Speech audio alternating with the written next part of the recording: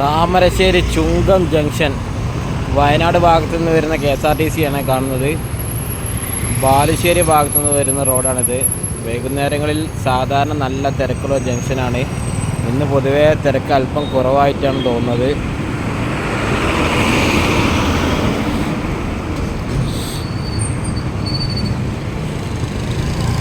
നിയന്ത്രിക്കാൻ കഴിയാത്ത തിരക്കുള്ള ഒരു ജംഗ്ഷനാണ്.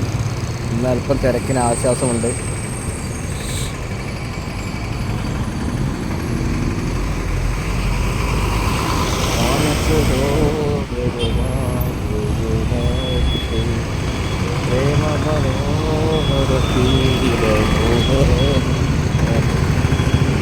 മുക്കം, അരീക്കോട്, ഓമശ്ശേരി ഭാഗത്തേക്ക് പോകുന്ന റോഡാണ് ഈ കാണുന്നത്.